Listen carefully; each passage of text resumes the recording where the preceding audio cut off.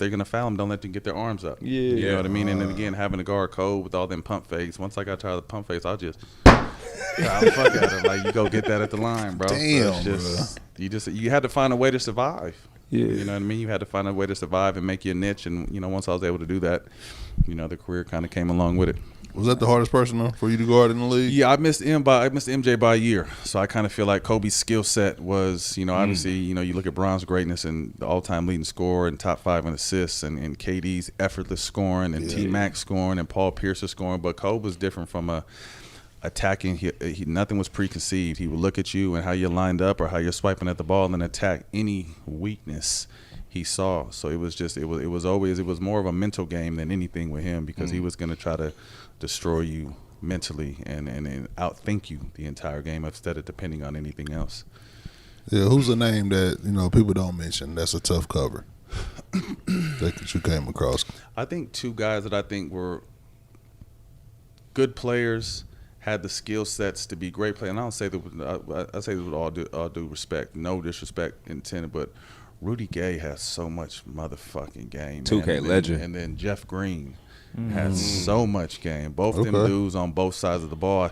Maybe this are just nice guys, maybe. You know, just nice guys off the rip that if they had a different mentality, I felt like they could have been. But God, I mean, I didn't really get a chance to see I was always guarding the number one. So I was never get really a chance for someone off the bench to come and cook, or, you know, obviously played with and against Jamal Crawford and how great he was. But I was always guarding the one, so it wasn't really worried about nobody else because I had my hands full with the one. Nah, for sure. Man, you mentioned some killers right there for sure. I want to ask you this question. Obviously, you know what I'm saying, career's done. All the smoke productions. How does that come about? Oh man, we was smoking at my house in the Bay. Me and Jack was smoking in my crib in Berkeley, and we were both. I had just finished maybe a year out, and Jack had finished 2 years before me. We were doing ESPN and Fox and enjoying it, good feedback. I was just like, I kind of felt at ESPN as Disney, and I've always been a habitual line stepper. I've never really fallen in line with the Disney protocol. So I was just thinking, although ESPN was great and I had a great time, there wasn't really who I was. So I was just like, let's do a podcast. He's like, what's a podcast? I was like, I don't know, but I know we could drink and smoke. He's like, I'm in. And then from there, I speak on a DeMarcus Cousins documentary, and the producer's like, hey, I heard you want to do a podcast. Like, how you hear that? Oh, I heard. He's like, I want you to meet my friend Brian Daly at Showtime. He's launching Showtime Digital. It's a basketball platform. I'm like, oh, I don't know what that is, but cool. He flew out from New York. We sat down at a hotel in Santa Monica. I pitched them the idea. Initially, they didn't want Jack. They just wanted me. And I'm just like, nah, I can't. If it's not us, it's not nothing. So we kind of went back and forth with that for a little bit. They said, fine. We launched this shit. We didn't really know what it was because, again, I probably think Knuckleheads was maybe 4 to 6 months before we came out. No one really knew what this space was. There was no bar. There was no scouting report on what was going on. So we just came out and, you know, the first season we got Sports Podcast of the Year. I mean, we knocked out all the Colin Cowherds and all the older white dudes that had kind of been dominating the space. And from there we were off and running. So we were there. I think we were at Showtime about 3.5, 4 years.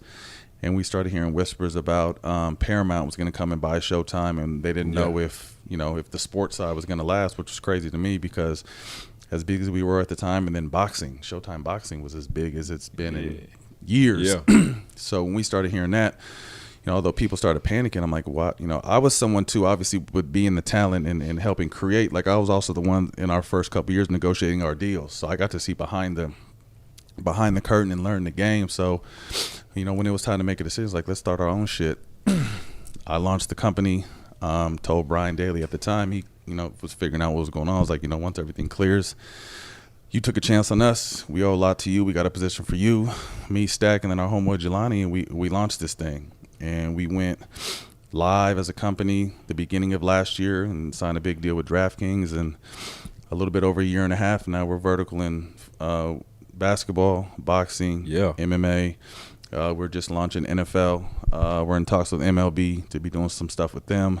We're doing a political side, so it's just it kind of caught fire. We're doing docs and scripted series, so it went from a show to an entire company and like 35 employees in our own building now, and it got real. You know what I mean? So we were able to flip a show into an entire company. So it's been a blessing, bro. Yeah, I want to say congratulations on all that, by the way, because people don't know how hard that is to run a podcast by Yeah, itself. nah, For yeah. y'all to turn that to a juggernaut of a business, especially covering all different sports, Yeah. that's a really hard task. So salute to Yeah. y'all first and foremost. I man. appreciate it. And it was dope too. I mean, obviously we're here to support and watch the fight, but it was beautiful to see like we're here as all the smoke fight. You know, what I mean? Yeah. We got Andre Royd and Roy Jones out there, and then Ak and Barack.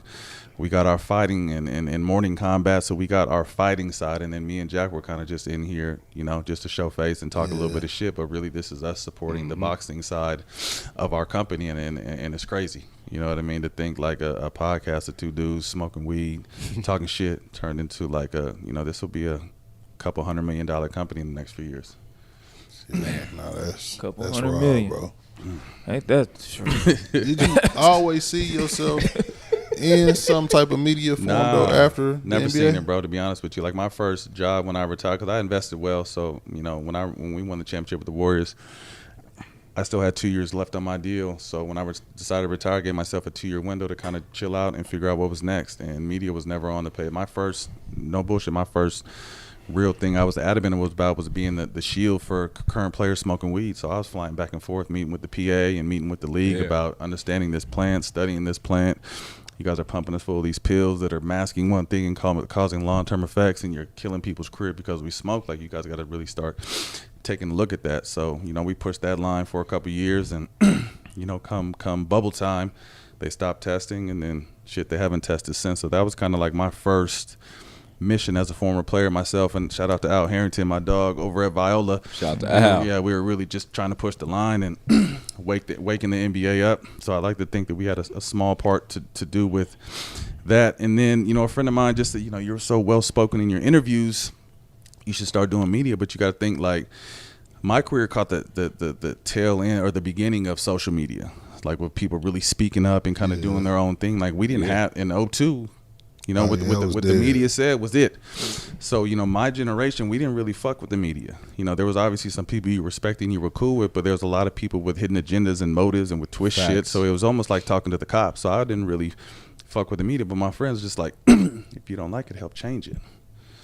Yeah, like, I can't change this shit. And there was obviously already athletes in the space, but I think when we were able to come in, show our face on the networks, but then cross over and go to this digital side and just start talking real shit, I didn't realize that we were inspiring everyone else to be like, damn, because we were both, obviously Jack could put the ball in the basket better than me, but we were role player journeymen. Yeah. You know what I mean? So I felt like if we could do it, that would inspire anyone else to be able to do it. And I didn't think that it would have the following and the appreciation and then just almost the crowdedness of this space now. So, we put our head down and went to work. In a small amount of time, it's almost a niche situation. Now it's then become a standard that people then have to try. They feel like they have to tap into. What's the new way people get their media? You know what I mean? I was talking to, Big Boy. I don't know if you guys are from that, but Big Boy, the dude, radio dude. I did his show the other day, and he was just talking about how, these companies used to pour into radio, and this is how they got there. But he's just like, the money's not there no more. The money's here. Although we're former athletes or whatever, like, we're influencers for these brands, and they're ready to give whatever they feel you can bring back to them. You know what I mean? So it's a crazy open space. And I don't look at nobody whether it's basketball or sports in general, I don't look at no one as competition, because I feel like we all have our different journeys and experiences and ways to tell the stories that we have been through. That to me, it's more, I'm a fan now, so I'd much rather hear Jeff and y'all speak than, I don't give a fuck how good you are at your job if you've never done it. Like, there's some stuff you're going to miss and not understand. So I'd rather hear it as a fan. I want to hear from someone who did it. And I think that, we are fortunate enough to inspire a lot of people to be like, hey, let's go really talk our shit and tell our stories and have fun. And once you get good at this, there's real money in this space, like real money in this space. So I was just like, man, you're going to pay me basketball money to smoke weed and talk shit on TV? Fuck out of here.